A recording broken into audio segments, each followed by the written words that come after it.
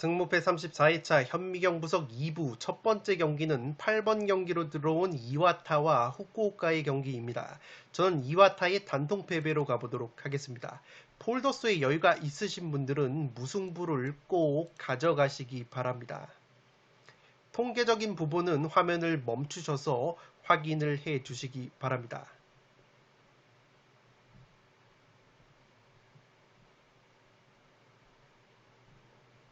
이와타 같은 경우에는 외국인 공격수 곤잘레스 선수가 5골을 넣어주고 있었는데 직전 경기 결장이 됐기 때문에 이번 경기 역시 출전 여부가 불투명합니다.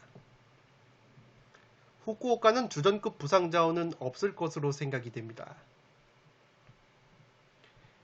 살롱 코멘트에서 바로 정리를 해드리면 후쿠오카가 보기보다 측면 공격이 위력적이라고 보시면 되겠습니다. 물론 득점 자체가 적은 후쿠오카이지만 골 결정력이 좋지 못한 것이지 크로스를 통한 찬스 메이킹은 1위 요코마리 다음으로 제1리그에서 두 번째를 달리고 있습니다. 지금 보시는 통계가 크로스 지표인데 요코마리 다음으로 두 번째의 이름을 올리고 있는 후쿠오카라고 보시면 되겠습니다.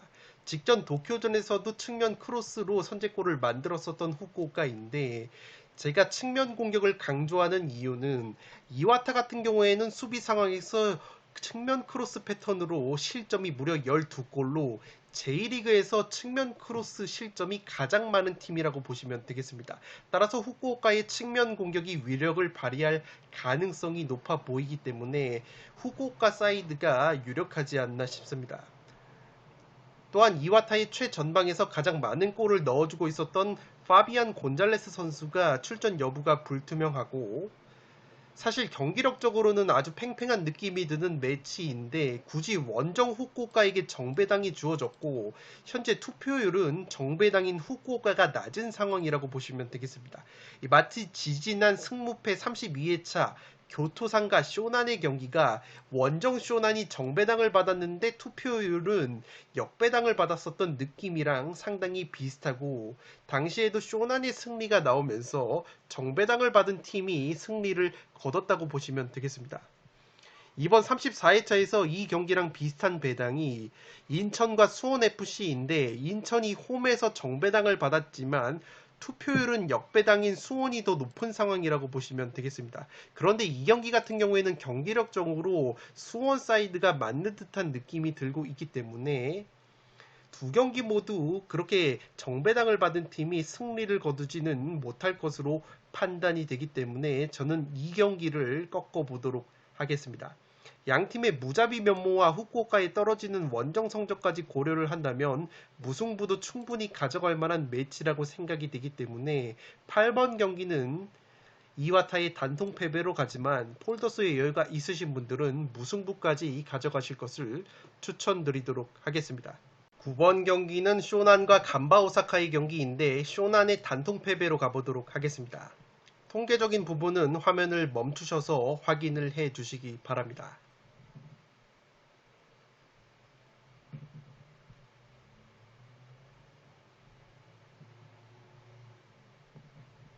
쇼난으로서는 한 가지 걸리는 것이 에이스 공격수인 마치노 슈토 선수가 직전 경기 막판에 부상 여파로 교체 아웃이 됐기 때문에 8골을 넣고 있는 마치노 슈토가 결장이 된다면 쇼난이 최전방 골 결정력에서 어려움을 겪을 만한 매치라고 생각이 됩니다.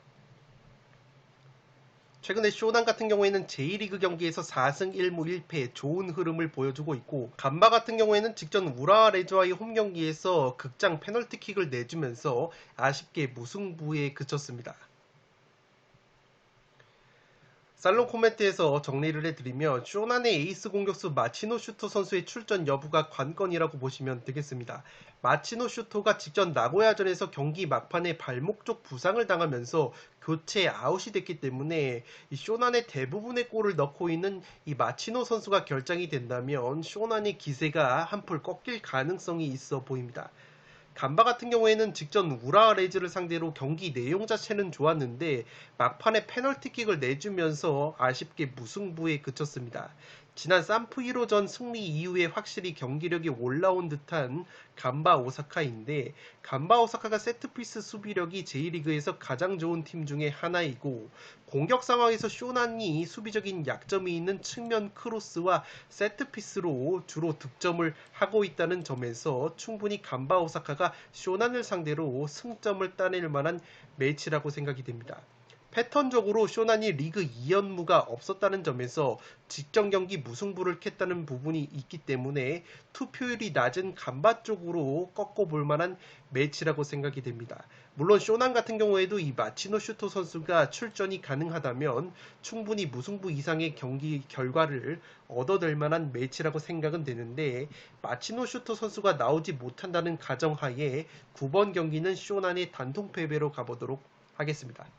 10번 경기는 비셀고베와 시미즈의 경기인데 단통 무승부로 과감하게 가면서 이변을 노려보도록 하겠습니다. 이 불안하신 분들은 비셀고베의 승리까지 투폴로 가져가시기 바랍니다. 통계적인 부분은 화면을 멈추셔서 확인을 해 주시기 바랍니다.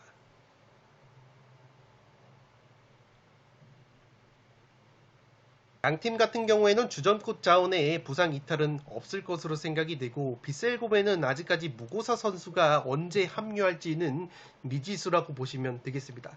상대 전적이 최근에 3승 4무 3패로 굉장히 팽팽했던 면이 있고, 지난 3월 시미즈 원정에서 0대0 무승부를 거둔 고베라고 보시면 되겠습니다.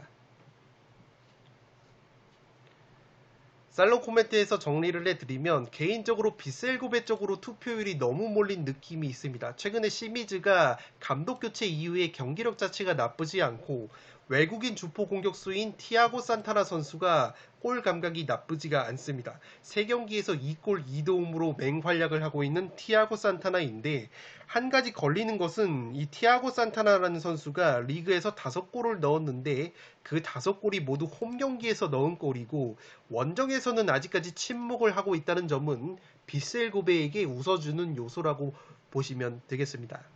비셀고베가 직전 사간도스전에서 2골을 넣으면서 승리를 거뒀는데 그 2골이 모두 측면 크로스 무토 선수의 헤딩 2방이었습니다.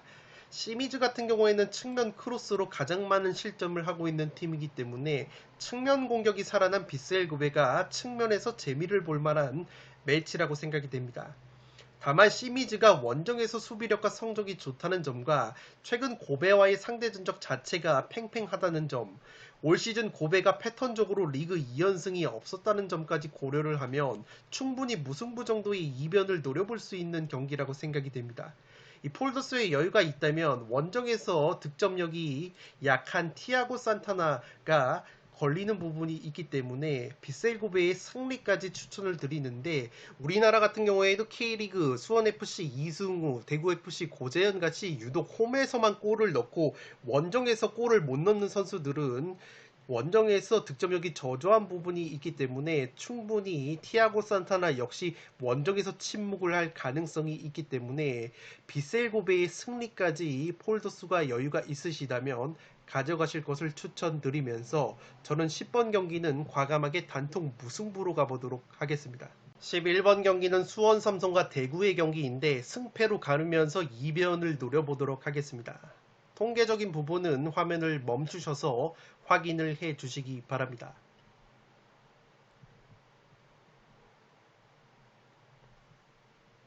수원 같은 경우에는 홈에서 확실히 4승 3무 3패로 원정에서의 0승 4무 5패보다 홈에서 성적이 좋은 팀이고, 특히 실점이 8골이나 감소가 되는 부분이 있습니다. 지난 5월 대구 원정 경기에서는 0대3 패배를 당했는데 대구와의 홈 경기에서는 그래도 2무 1패로 쉽게 패하지 않는 저력이 있습니다. 직전 인천전에서 일본 대표팀 출신의 측면 자원인 사이토 마나부 선수가 후반전에 데뷔전을 치렀는데 이 마나부 선수의 움직임이 상당히 괜찮았기 때문에 이번 경기 2를 낼 수 있지 않을까 생각을 하고 있습니다. 대구 같은 경우에는 직전 수원FC와의 홈 경기에서 0대0 무승부를 거두면서 확실히 홈에서는 강점을 보였는데 원정에서 올 시즌 0승 6무 3패 무자비 면모를 보이면서 원정 고자 느낌이 나는 경기력이 있습니다. 특히 공격수 고재현 선수가 올 시즌 홈에서 6골, 원정에서는 딱 한 골밖에 넣고 있지 못하기 때문에 고재현 선수가 침묵을 하는 가운데 최근에 체력적인 문제가 있어 보이는 세징야 선수까지 또다시 무득점에 그친다면 수원이 한번 이를 낼 수 있는 타이밍이지 않나 싶습니다. K리그에서 무승부가 가장 많은 팀이 대구인데 공교롭게도 리그 3연무가 없었기 때문에 현재 2연무 중이라는 점에서 또다시 무승부보다는 패배로 부러질 가능성이 있어 보입니다. 살로 코멘트로 정리를 해드리면 이 경기는 수원 삼성에 떨어지는 골 결정력을 고려하면 누가 봐도 대구의 승리가 그려지지만 원정 대구를 100% 신뢰는 할 수 없을 것으로 보입니다. 최근 세징야 선수가 경기력은 좋지만 리그 6경기 무득점에 빠져 있고 체력적으로 지친 모습이 조금은 있습니다. 여기에 공격수 고재현 선수는 앞서 시미즈의 티아고 산타나와 마찬가지로 원정에서 골수가 현저히 적은 선수이고 또한 대구 같은 경우에는 로테이션 폭이 크지 않은 팀이기 때문에 최근에 FA컵 등 누적된 체력 소모가 상당히 클 것으로 생각이 됩니다. 물론 수원 같은 경우에도 FA컵을 치렀지만 대구만큼은 확실히 로테이션 폭이 있다고 보시면 되기 때문에 충분히 체력적인 면에서 홈 경기를 치르는 수원이 근소한 우위를 가져가지 않을까 싶습니다. 수원 같은 경우에는 직전 인천전에서도 골 결정력의 문제점을 드러내면서 무득점 경기를 했는데 그래도 확실히 홈에서는 쉽게 패하지 않는 저력이 있습니다. 무엇보다 새롭게 영입을 한 일본의 이 마나부 선수가 측면에서 투지 넘치는 플레이를 보여줬기 때문에 이번 대구전에서 의외로 한 방을 보여줄 수도 있지 않을까 생각을 하고 있습니다. 또한 수원 삼성의 감독이 다름 아닌 지난 시즌까지 대구를 이끌었던 이병근 감독이라는 점에서 그 누구보다 대구 선수들을 잘 파악하고 있다는 점이 수원으로서는 강점이라고 보시면 되겠습니다. 이 대구 같은 경우에는 무패 행진이 상당히 길고 수원은 무승 행진이 너무 길다는 점에서 수원이 한번 승리로 반등할 타이밍이지 않나 싶습니다. 패턴적으로도 대구가 리그 3연무가 없었고 현재 2연무 중이라는 점에서 부러진다면 대구의 무자비 면모가 아니라 패배로 부러질 가능성이 있지 않나 싶습니다. 11번 경기는 승패로 가면서 2변까지 노려보도록 하겠습니다. 12번 경기는 인천과 수원FC의 경기인데 인천의 단통 패배로 가보도록 하겠습니다. 통계적인 부분은 화면을 멈추셔서 확인을 해 주시기 바랍니다.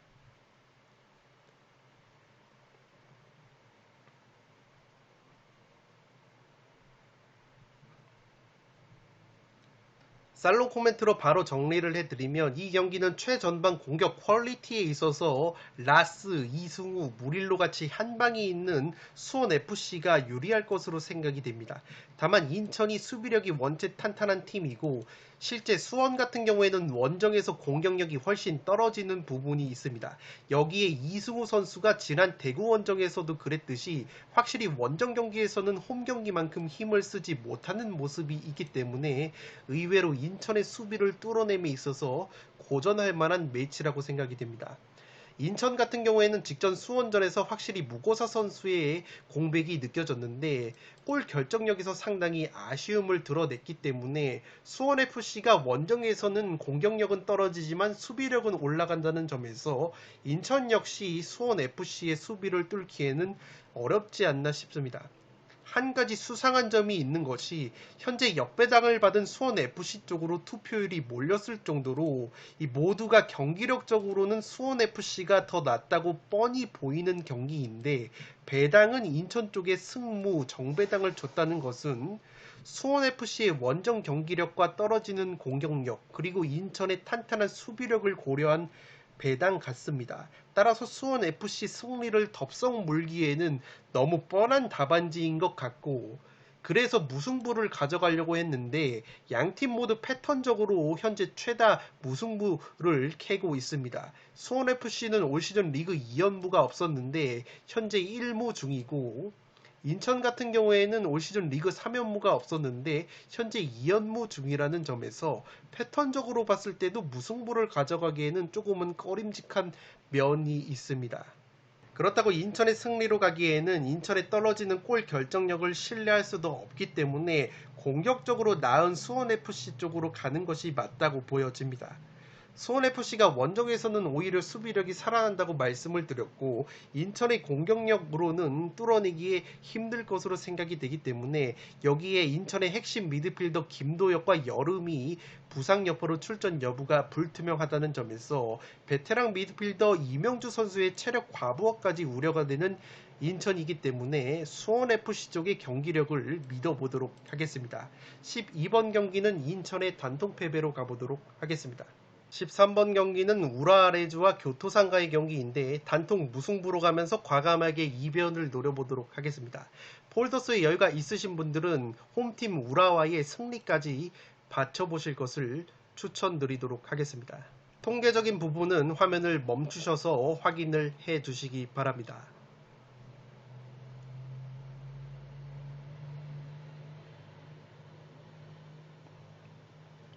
우라와 같은 경우에는 J리그에서 무승부가 가장 많은 신무, 무잡이라고 보시면 되겠습니다.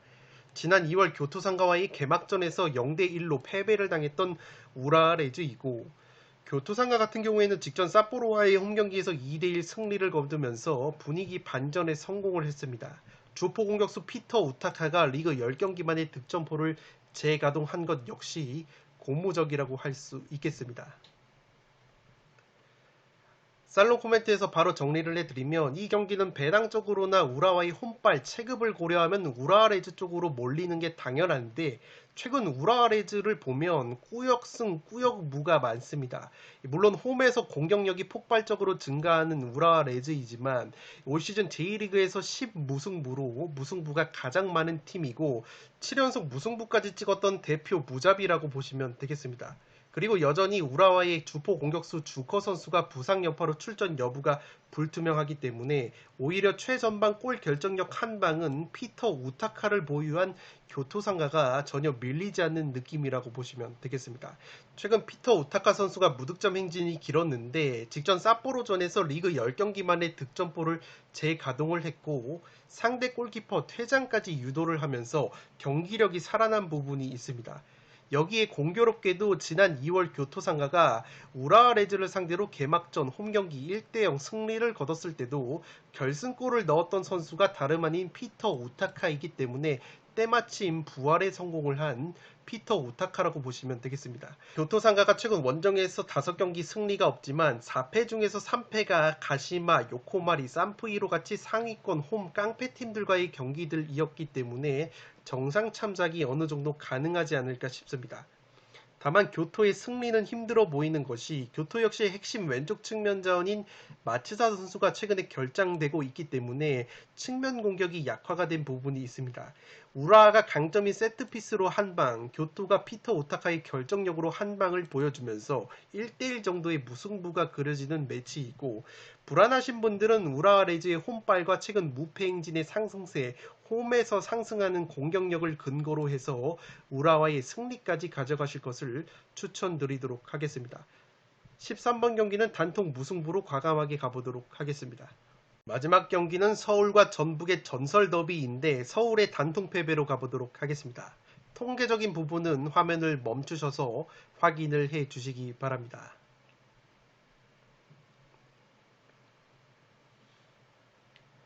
서울 같은 경우에는 전북과의 상대 전적에서 10경기 2무 8패로 열세인 부분이 있습니다. 그래도 지난 5월달 전북 원정에서는 1대1 무승부를 거둔 바 있습니다. 전북 같은 경우에는 직전 김천상무 원정에서 2대1 역전승을 거두면서 K리그 원정 성적 단독 1위로 치고 올라왔습니다. 공격수 구스타보 선수가 FA컵에 이어서 2경기 연속 뚝배기 헤딩골을 기록을 했습니다. 살롱 코멘트로 정리를 해드리면 서울은 지난 첫 5월 전북과의 맞대결에서 골을 넣었던 공격수 박동진이 경고 누적 징계로 결정이 됩니다. 최근에 전북이 서울을 상대로 압도적인 상대 전적의 우위가 있고 무엇보다 올 시즌 K리그 원정 성적 1위를 달리고 있는 전북이라고 보시면 되겠습니다. 공격수 구스타보 선수가 FA컵 포함해서 2경기 연속 뚝배기 헤딩골을 기록을 한 것도 전북 현대로서는 고무적이라고 할 수 있겠는데 또다시 김상식 감독이 김천상무전처럼 컨디션이 떨어져 있는 일류첸코를 선발로 기용을 할 수 있는 변수가 있다고 보시면 되겠습니다. 서울의 경우에는 최근에 수비수 오스마르가 빠진 상황에서 이한범이라는 장신 수비수가 있지만 확실히 전북과 제공권을 비교해 봤을 때 현저히 떨어진다고 보시면 되겠습니다. 따라서 세트피스와 측면 크로스 상황에서 높이의 강점을 살릴 수 있는 전북이라고 보시면 되겠고, 이 서울보다는 확실히 선수단 로테이션 폭을 크게 가져갈 수 있는 전북이라서 체력적인 부분에서도 근소한 우위가 있지 않을까 생각을 하고 있습니다. 다만 서울 또한 최근에 경기력 자체가 나쁘지가 않고 공격수 조용욱 선수의 컨디션이 좋은 점 등을 고려하면 슬슬 전북이 통수를 칠 타이밍인 것 같기도 하지만 이 J리그 60% 투표율대를 제가 거의 다 꺾었기 때문에 이 경기만큼은 정배당 전북 승리로 가보도록 하겠습니다. 마지막 경기는 서울의 단통 패배로 가보도록 하겠습니다. 네, 이것으로 승부패 34일차 현미경분석 1부와 2부를 모두 마치도록 하겠습니다. 영상이 도움이 되신 분들은 좋아요와 구독 버튼을 눌러주시면 풋볼살롱 채널에 크나큰 힘이 됩니다. 구독 버튼 옆에 종 모양의 알림 설정을 해주시면 그 누구보다 빠르게 양질의 축구 승무패 프로토 관련 분석 컨텐츠를 만나보실 수 있습니다. 지금까지 풋볼살롱이었습니다. 감사합니다.